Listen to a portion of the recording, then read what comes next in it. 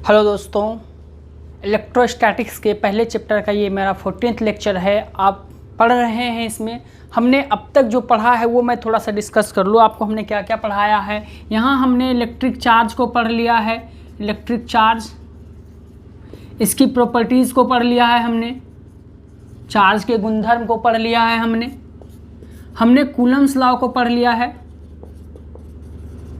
और Coulomb's law से related सारी बातें कर ली है, न्यूमेरिकल भी कर लिया है, सुपरपोजिशन प्रिंसिपल पढ़ लिया है।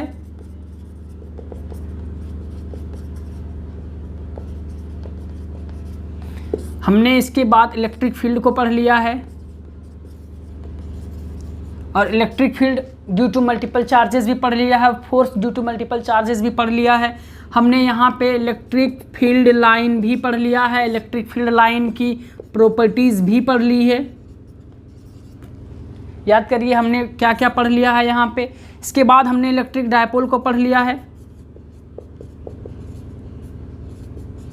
इलेक्ट्रिक डायपोल का जो इलेक्ट्रिक डायपोल फील्ड है हमारा, डायपोल फील्ड, ये पढ़ लिया हमने अलग अलग स्थितियों में, axial position, equatorial position, arbitrary position.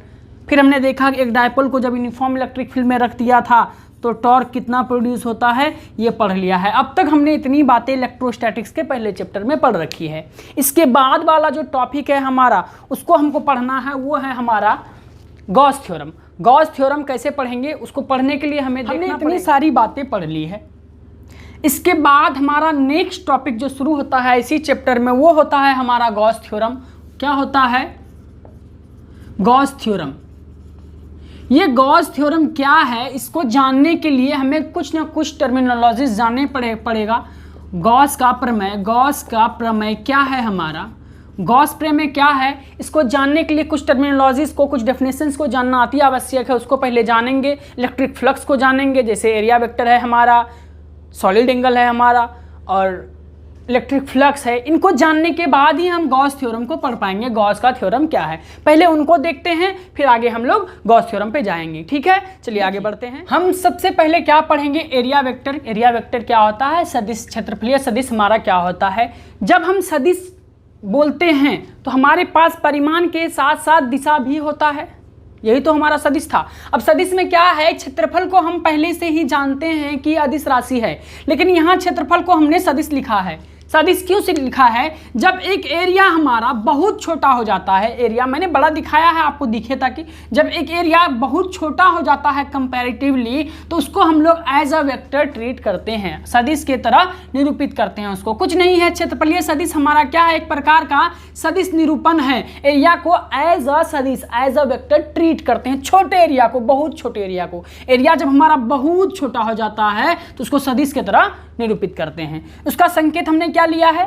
ds लिया है। देख लीजिए, कभी कभी da भी लेते हैं, कभी कभी ds भी लेते हैं हम लोग संकेत। ठीक है, इसे पृष्ठीय सदिश, सरफेस वेक्टर भी कहते हैं। आप याद रखिए नाम, ये नाम आ सकता है आपके लिए। ठीक है, दिशा क्या होता है, कोई भी सदिश है तो उसकी दिशा हमें बतानी पड़ेगी। एरिया वेक्टर का दिशा क्या होता है, जो एरिया है, एरिया से ठीक 90 डिग्री, देखिए 90 डिग्री पे, और आउटवार्ड, अगर ये एरिया है तो इसका आउटवार्ड, अगर मैं बोलूं कि ये हमारा हाथ है, हाथ अगर हमारा ये एरिया है, ये हाथ हमारा एरिया है, तो इसका एरिया वेक्टर का डायरेक्शन किधर हो जाएगा, इस पाम के, इस हथेली के बिल्कुल 90 डिग्री पर बाहर की ओर, बाहर की ओर। कोई भी एरिया है उस एरिया के बाहर की ओर 90 डिग्री पे, 90 डिग्री पे बाहर की ओर, 90 डिग्री पे हमारा एरिया वेक्टर का डायरेक्शन होता है हर जगह। अगर मैं इस बोर्ड को एरिया मान लूं, इस बोर्ड का एरिया वेक्टर किधर दिखाऊंगा, 90 डिग्री बाहर की ओर। हमेशा आउटवार्ड नॉर्मल होता है, आउटवार्ड नॉर्मल लंबवत बाहर की ओर, लंबवत मतलब 90 डिग्री पे। क्लियर है? मेन हमको जानना क्या था, एरिया वेक्टर पे बात क्या करनी थी कि जो क्षेत्रफलीय सदिश होता है, एरिया वेक्टर होता है, उसकी दिशा जाननी है बस हमें। हम दिशा कैसे जानेंगे? जहां पे एरिया दिया हुआ है वहां से 90 डिग्री बाहर की ओर देखेंगे, वही हमारा एरिया वेक्टर का डायरेक्शन होगा। बहुत ही छोटे एरिया के लिए हम लोग डिफाइन करते हैं इसको। क्लियर है? चलिए अब देखते हैं हम लोग सॉलिड एंगल। सॉलिड एंगल क्या है हमारा, सॉलिड एंगल पे बात करते हैं। ठोस कोण या घन कोण क्या है हमारा।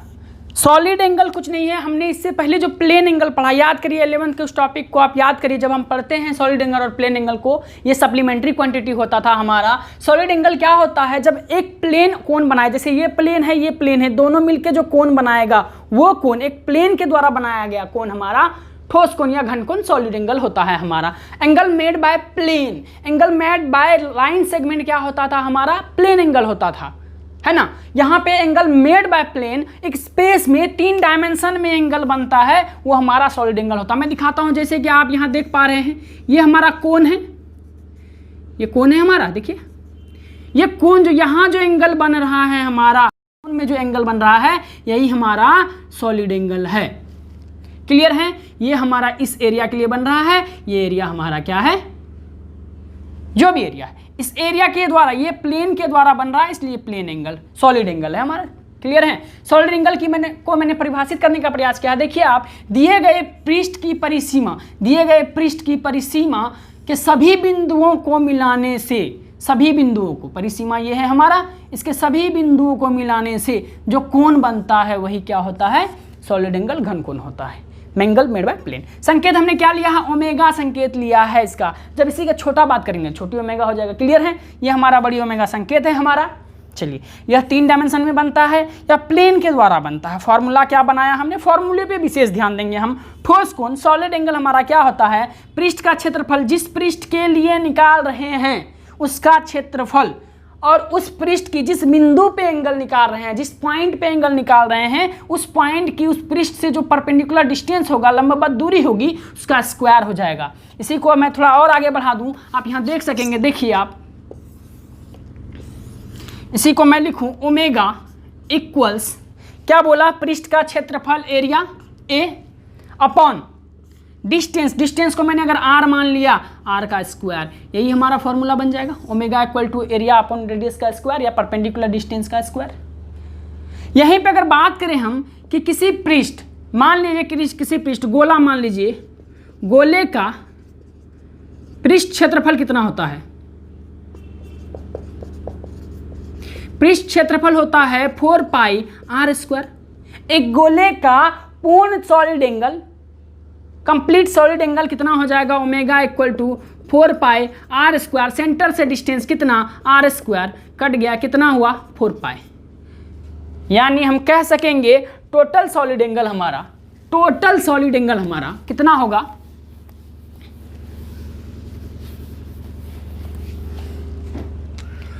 टोटल सॉलिड एंगल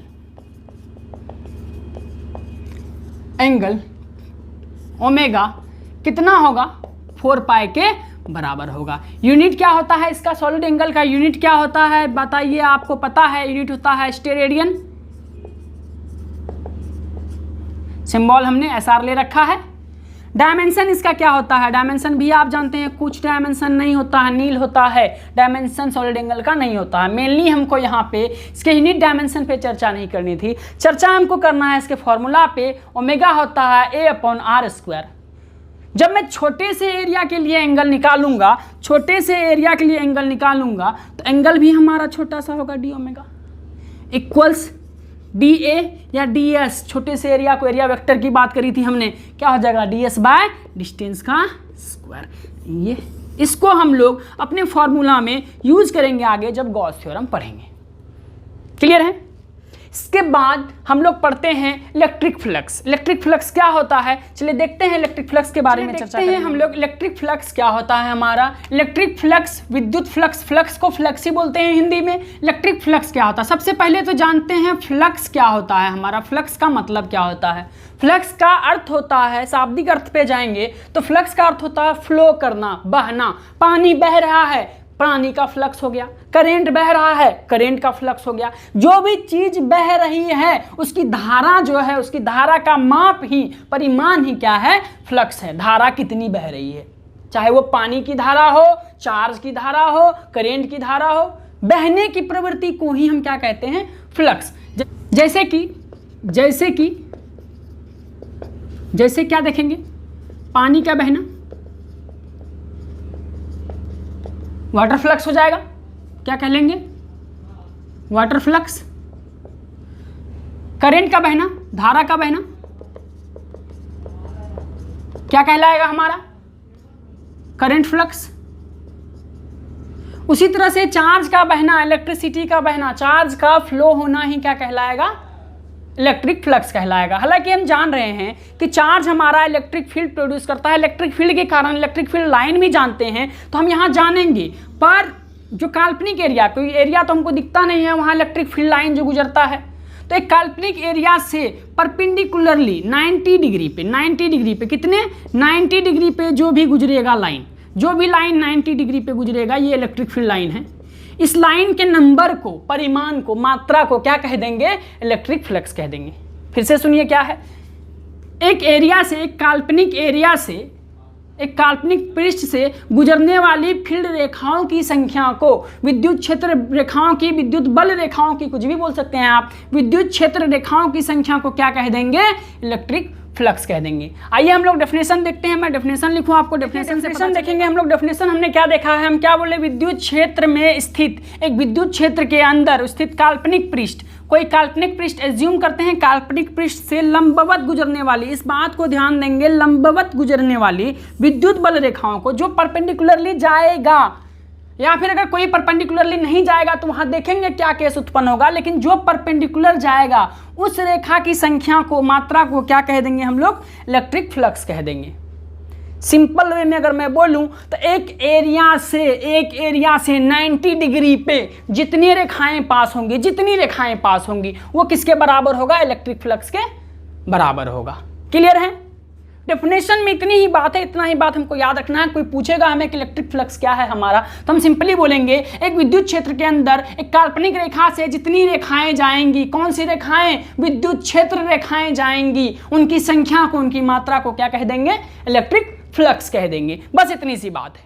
अब देखते हैं इसके अंदर हमारे पास क्या क्या फैक्ट्स निकल के आता है, वो देखेंगे। कुछ एग्जांपल्स आएंगे, कुछ हमको देखने हैं, और कुछ फॉर्मूले बनेंगे हमारे, और कुछ ऐसे भी पॉइंट्स बनेंगे जो डायरेक्टली पूछे जाते हैं एग्जामिनेशन में वन लाइनर क्वेश्चन के तौर पर, उनको भी अभी हम देख लेंगे।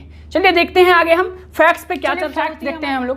फैक्ट्स में क्या बात कर रहे हैं? सबसे पहली बात तो इसका संकेत हमने क्या लिया है? फाई संकेत लिया। ये फाई है और इलेक्ट्रिक फ्लक्स देख ले रहे हैं, इसलिए हमने यहाँ पे छोटा सा ई लिख दिया है, या फिर डायरेक्टली फाई आप लिख सकते हैं। इसको क्या पढ़ेंगे? फाई, FI, फाई, यही पढ़ेंगे इसको। ठीक है, इलेक्ट्रिक फ्लक्स। अगर मैं बोलूं यदि इलेक्ट्रिक फील्ड E हो एवं एरिया वेक्टर अभी तुरंत हमने पढ़ा है, एरिया वेक्टर क्या है? DS हो, तो एरिया वेक्टर से जाने वाले फ्लक्स की संख्या, छोटी सी एरिया है तो DS एरिया से जाने वाला फ्लक्स d फाई हो जाएगा हमारा इलेक्ट्रिक फील्ड इंटेंसिटी, और एरिया वेक्टर का जो डॉट प्रोडक्ट होगा यही हमारा क्या हो जाएगा? इलेक्ट्रिक फ्लक्स के बराबर हो जाएगा। अगर मैं इसको आगे तोड़ूं तो क्या लिखूंगा? EDS cos थीटा, जहां हमारा थीटा क्या हो जाएगा? थीटा हो जाएगा एंगल हो जाएगा किसके किसके बीच? एंगल किसके बीच? इलेक्ट्रिक फील्ड इंटेंसिटी और एरिया वेक्टर के बीच का एंगल हो जाएगा। ये बात हमें करनी है, एक फॉर्मूला ये हमारा बनता है। इलेक्ट्रिक फ्लक्स पे ये बात करनी है हमें। आगे देखेंगे हम, जब इलेक्ट्रिक फ्लक्स पे बात कर रहे हैं तो इलेक्ट्रिक फ्लक्स का एक और फॉर्मूला बनेगा Q/ε0, charge per unit epsilon not. यही हमारा आगे जाके गॉस थ्योरम बनेगा, ये भी एक हमारा फॉर्मूला बनता है। आगे देखेंगे, चलिए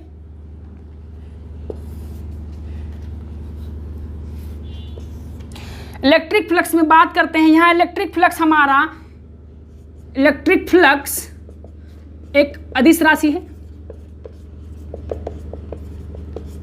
ये अदिश राशि क्यों है? दो बातें सामने आई हैं। एक ये फॉर्मूला है हमारा, देखिए चार्ज भी स्केलर क्वांटिटी है, ये हमारा कांस्टेंट है, स्केलर क्वांटिटी है, क्लियर है, अदिश राशि है। यहां से भी पता चलता है दो वेक्टर का, एरिया वेक्टर और इलेक्ट्रिक फील्ड वेक्टर का जो प्रोडक्ट है, डॉट प्रोडक्ट, किसी भी दो वेक्टर का डॉट प्रोडक्ट स्केलर क्वांटिटी होता है हमारा। यहां से भी पता चल रहा है कि इलेक्ट्रिक फ्लक्स हमारा स्केलर क्वांटिटी है, कोई दिक्कत नहीं है। आगे बढ़ेंगे, चलिए यूनिट पे बात कर लेते हैं, इसके यूनिट पे बात कर लेते हैं कि मात्रक क्या होगा, इसका मात्रक क्या होगा, देखेंगे। मात्रक हमारा होगा, देखिए मात्रक क्या होगा इसका, चार्ज का कूलम, इसका हम जान रहे हैं, निकाल लेंगे, निकालिए आप। इलेक्ट्रिक फ्लक्स का मात्रक होगा न्यूटन मीटर स्क्वायर पर कूलम या फिर वोल्ट मीटर, क्लियर है। चलिए आगे वीमा देखेंगे हम, वीमा इसका निकाल पाएंगे। इसका डायमेंशन क्या हो जाएगा हमारा, न्यूटन का जो डायमेंशन होगा, मीटर का जो डायमेंशन होगा कूलम का जो डायमेंशन होगा इसको निकाल पाएंगे। यहाँ देखते हैं हम लोग, निकाल के देखिए। न्यूटन का mLT⁻², एंड मीटर का L2, कूलम का AT। जब इसको हल करेंगे हम लोग mLT⁻³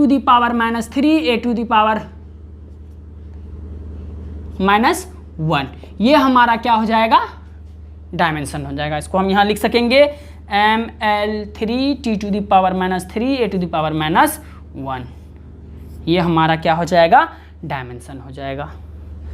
इलेक्ट्रिक फील्ड लाइन हमारा एक काल्पनिक लाइन था, लेकिन इलेक्ट्रिक फ्लक्स हमारा एक वास्तविक राशि है। इलेक्ट्रिक फ्लक्स, विद्युत फ्लक्स एक वास्तविक राशि है, एक रियल क्वांटिटी है, एक रियल क्वांटिटी है। लेकिन इसके पहले हमने इलेक्ट्रिक फील्ड लाइन को क्या पढ़ा था, अभी हमने कहा कि सर एक सरफेस से गुजरने वाले इलेक्ट्रिक फील्ड लाइन की संख्या को इलेक्ट्रिक फ्लक्स कहते हैं, विद्युत फ्लक्स कहते हैं। इलेक्ट्रिक फील्ड लाइन हमारा रियल क्वांटिटी नहीं था, काल्पनिक था, वर्चुअल था, हाइपोथेटिकल था। लेकिन हमारा इलेक्ट्रिक फ्लक्स कौन सा क्वांटिटी हो जाएगा, वास्तविक क्वांटिटी होता है, एक वास्तविक होता है, राशि होता है हमारा। क्लियर है? चलिए, इलेक्ट्रिक फ्लक्स नेगेटिव हो सकता है, पॉजिटिव हो सकता है, जीरो हो सकता है। किन किन स्थितियों में ये बातें हमारे पास सामने आएंगी उनको देखेंगे हम। इलेक्ट्रिक फ्लक्स पॉजिटिव चार्ज के कारण, हाँ देखिए, पॉजिटिव चार्ज के कारण इलेक्ट्रिक फ्लक्स कैसा होगा, पॉजिटिव होगा। नेगेटिव चार्ज के कारण कैसा होगा इलेक्ट्रिक फ्लक्स, नेगेटिव होगा। क्लियर है? और जहां चार्ज नहीं है, जीरो चार्ज, इलेक्ट्रिक फ्लक्स कितना, जीरो। सिंपली कह पाए तो charge zero, electric flux zero. Negative charge के कारण जो फ्लक्स होगा हमारा नेगेटिव होगा, पॉजिटिव चार्ज के कारण जो फ्लक्स होगा वो हमारा पॉजिटिव होगा। तो हम कह सकेंगे कि इलेक्ट्रिक फ्लक्स हमारा नेगेटिव, पॉजिटिव और जीरो कुछ भी हो सकता है। आगे चलेंगे। अभी जो हमारा एरिया है, देखिए ये जो एरिया है हमारा, मैं एरिया पे बात करूँ, ये एरिया है। एरिया पे इन करता हुआ जो फील्ड लाइन दिखेगा हमको, इसका मतलब है कि यहां नेगेटिव चार्ज रहा है। एरिया से अगर आउट होता हुआ हमको फील्ड लाइन दिखेगा, इसका मतलब है यहां पर पॉजिटिव चार्ज रहा है। तो हम सिंपली ये कह पाएंगे आउटवर्ड फ्लक्स, बाहर की ओर, बाहर की ओर निकलता फ्लक्स पॉजिटिव फ्लक्स कहलाता है, पॉजिटिव होता है। और नेगेटिव, नेगेटिव कब होगा, अंदर की ओर, अंदर की ओर इनवर्ड फ्लक्स क्या होता है, नेगेटिव होता है। क्लियर है? अगर मैं इसको और अच्छे से समझा पाऊँ, देखिए आप देख पाएंगे कि जब हमारा कहीं पे पॉजिटिव चार्ज होता है तो फील्ड लाइन बाहर की ओर होता है, जब कहीं पे नेगेटिव चार्ज होता है तो फील्ड लाइन अंदर की ओर होता है। तो हम बोल सकेंगे पॉजिटिव चार्ज के कारण पॉजिटिव फ्लक्स था तो outward field lines, outward flux कैसा होगा, पॉजिटिव होगा। इन बात नहीं है। अब क्या है ना, इस पे एक दो न्यूमेरिकल हम लोग कर लेंगे, एक दो न्यूमेरिकल कर लेंगे तो सारी बातें, सारा पिक्चर क्लियर हो जाएगा हमारा। तो आइए इस पे हम न्यूमेरिकल करते हैं एक दो, फिर हम लोग आगे बढ़ेंगे। क्लियर है? आइए कुछ न्यूमेरिकल्स देख लेते हैं हम इलेक्ट्रिक फ्लक्स पे। इलेक्ट्रिक फ्लक्स पे कुछ न्यूमेरिकल्स मैंने दिए हुए हैं, मैं आपको बस हिंट देने वाला हूँ। यहाँ पे मैं हिंट दूंगा आपको, करके कमेंट सेक्शन में बताना है कि आंसर क्या हुआ है आपका। ठीक है, पहला क्वेश्चन देखिए आप, क्या है हमारा पहला क्वेश्चन क्या है, यदि किसी कण पर 8.854 माइक्रोकूलम चार्ज है तो उससे जुड़े फ्लक्स का मान ज्ञात करना है। सिंपली हमने फ्लक्स का एक फॉर्मूला पढ़ा, Q/ε0, बिठाएंगे आंसर पाएंगे। ε0 का वैल्यू पता है, Q आपको दिया हुआ है, इजी है। अल्फा कण से जुड़े फ्लक्स की गणना करें। अल्फा कण में चार्ज कितना होता है ये मैं आपके भरोसे छोड़े जा रहा हूं, आपको पता करना है अल्फा कण का चार्ज क्या है और उससे जुड़े फ्लक्स की गणना आपको करनी है। क्लियर है? चलिए अगला क्वेश्चन क्या है हमारा, ई वेक्टर के फॉर्म में दिया हुआ है, कंपोनेंट फॉर्म में दिया हुआ है, इतना न्यूटन पर कूलम है और डीएस एरिया से पास हो रहा है। डीएस एरिया से पास होने वाले, लिंक होने वाले फ्लक्स की गणना करनी है। आपको डॉट प्रोडक्ट निकालना है। यहाँ हमने क्या पढ़ा था याद करिए, ई डॉट ds पढ़ना है, E डॉट ds करना है, तो आपको फ्लक्स यहाँ निकालना है, E ds फॉर्मूला। आपको डॉट प्रोडक्ट आना चाहिए, इसके लिए डॉट प्रोडक्ट देख लें, फिर आप यहाँ पे कर पाएंगे। अगला हमारा क्वेश्चन क्या है, E दिया हुआ है, बोल रहा है इतना फील्ड है और एक वर्गाकार प्लेट है जिसके भुजा का माप दिया हुआ है 4 मीटर है, इसके XY प्लेन से कितना फ्लक्स गुजरेगा। XY प्लेन से मतलब बोले तो एक XY प्लेन, ये X प्लेन, ये Y प्लेन, XY प्लेन से कितना फ्लक्स गुजरेगा, यही फ्लक्स को आपको दिखाना है। XY प्लेन है तो आपका एरिया किधर बनेगा, Z के अबाउट बनेगा, तो एरिया निकाल लेना है आपको और डॉट प्रोडक्ट कर देना है। यहाँ S का या DS का वैल्यू निकालना है आपको और फिर आपको फ्लक्स यहाँ से मिल जाएगा E ds से। ये चारों क्वेश्चंस आपको करने हैं। नहीं भी होता है तो आपको कमेंट सेक्शन में लिखना है, मैं उसका सॉल्यूशन प्रोवाइड कर दूंगा आपको। फिलहाल आपको मैं यहाँ पे छोड़े जा रहा हूँ। इसके बाद हम लोग अगले लेक्चर में पढ़ेंगे गॉस थ्योरम। इस लेक्चर को पढ़े बगैर हम गॉस थ्योरम को नहीं पढ़ सकते हैं। सबसे पहले आपको ये लेक्चर पढ़ना है, फिर इसके आगे हम लोग गॉस थ्योरम पर चर्चा करेंगे। आज इतना है, थैंक यू वेरी मच।